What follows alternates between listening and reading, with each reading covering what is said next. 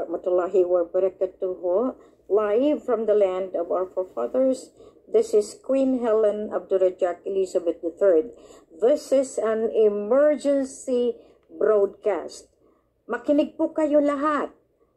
Wala po akong utos na magkakaroon ng gathering sa Philippine Arena nitong darating na September 11, 2023. Pakiusap, hindi po kami kasama ng grupo ni Tiburcio Villamor Tagiantaliano. Pakiusap sa lahat, kung gusto ninyong umattend na mga kasama ko nasa inyo. Pero isasarado ko na ang pinto at hindi na kayo pwedeng bumalik dahil sa mga maling pagsama na hindi na dapat mangyari. Ngayon ang pangalan ko na Dawit Diano, hindi po ako kasama sa inyo. Kung ang picture lumalabas yan dahil minsan ginamit kami, no?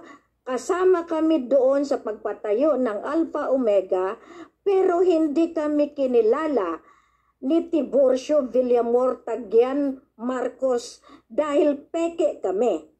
So po pwede ba? Tama na. Kung peke kami, mas peke ang dapat na mangyari sa kanila. Now, kung gagamitin nila si Bongbong diyan, mas lalo magkaproblema sila dahil mahuhuli sila dahil sa panglilin lang at hindi po yan totoo na anak ni Apo Lakay. Mahirap, pero DNA sa DNA na lang ang gawin natin. Sino nga ba ang totoong Apo Lakay? Kung meron kayong Apo Lakay, dahil pito-pito ang Apo Lakay, magsilabasan na kayo para at least hindi tayo nahihirapan.